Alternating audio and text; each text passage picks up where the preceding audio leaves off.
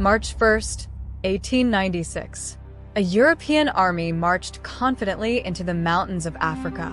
They carried modern rifles, heavy artillery, military training from Europe, and complete confidence that victory was inevitable.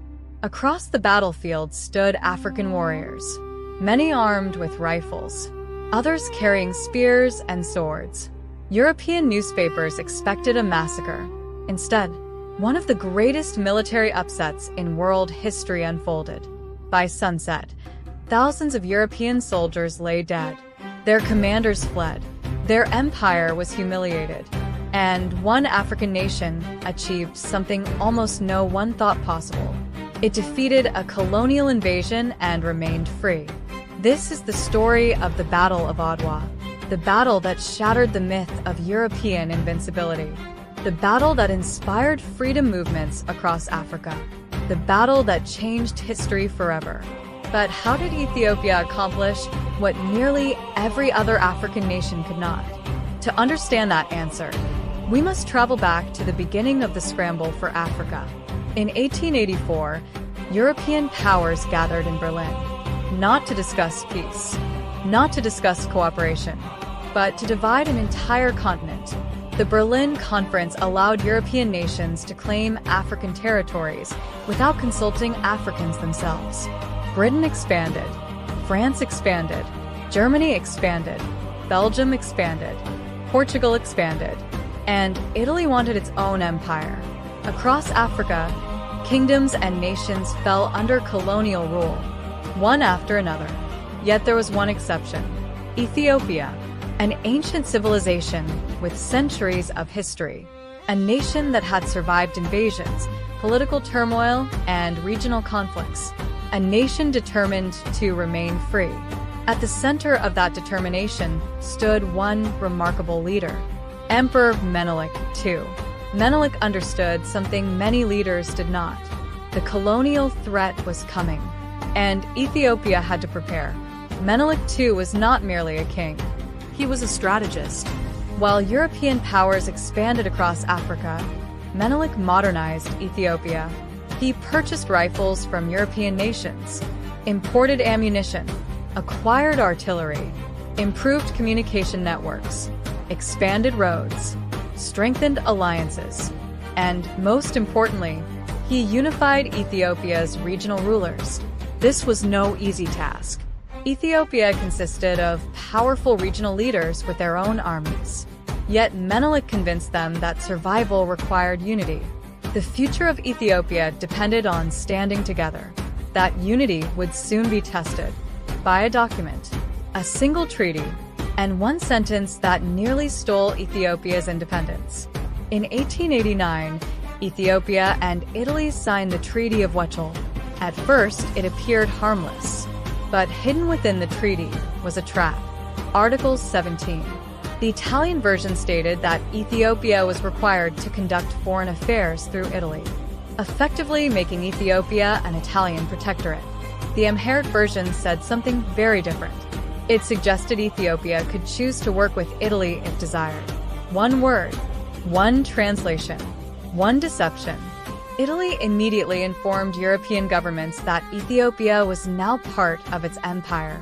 Menelik was furious. He rejected the Italian interpretation, declared Ethiopia fully sovereign, and canceled the treaty. Italy refused to back down. War became inevitable. Before we continue to the battle itself, take a moment to subscribe, share this video, and turn on notifications.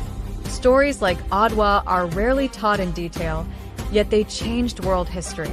If you enjoy forgotten history and powerful true stories, join us, because the most dramatic part of this story is about to begin. The call to arms spread throughout Ethiopia. Menelik summoned warriors from every region. They came in enormous numbers: farmers, hunters, horsemen, veteran soldiers, nobles, priests. Entire communities mobilized. Beside Menelik stood another extraordinary figure, Empress Ethopia. She was far more than a royal spouse. She advised strategy, helped coordinate supplies, inspired resistance, and played a critical role in preparing Ethiopia for war. Soon, nearly 100,000 Ethiopians gathered, one of the largest African armies ever assembled. Italian commanders believed victory was certain. They possessed modern artillery, professional soldiers, European military training. Yet they made a critical mistake. They underestimated Ethiopia. Italian General Oreste Baratieri faced growing pressure from Rome. Political leaders demanded action. They demanded victory. Against his better judgment, Baratieri advanced.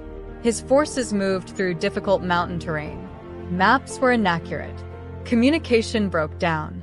Units became separated. And as dawn approached on March 1st, 1896, the Italian army was walking directly into disaster. Then came the moment that changed history. Ethiopian scouts identified the scattered Italian positions. Menelik acted immediately. Wave after wave of Ethiopian forces attacked isolated brigades. Italian units fought desperately. Artillery roared. Rifles cracked. The mountains echoed with battle. But the Italians were divided. The Ethiopians were united. One brigade collapsed. Then another. Then another. By afternoon, the battlefield belonged to Ethiopia. Nearly 7,000 Italian soldiers were dead. Thousands more were captured. The colonial army had been destroyed. Against all expectations, against all predictions, against one of Europe's empires, Ethiopia had won. News of Adwa spread around the world. European governments were stunned. Colonial officials were embarrassed. African communities celebrated. For oppressed peoples everywhere, Adwa became proof that colonial rule was not unstoppable. Italy signed the Treaty of Addis Ababa, officially recognizing Ethiopian independence. The victory became a symbol of resistance, a symbol of African strength. Today, more than a century later, Adwa remains one of the greatest military victories in African history. It reminds us that preparation matters, leadership matters, unity matters, and sometimes the course of history can change in a single day. If you enjoyed this story, subscribe, share this video, and turn on notifications so you never miss another forgotten history.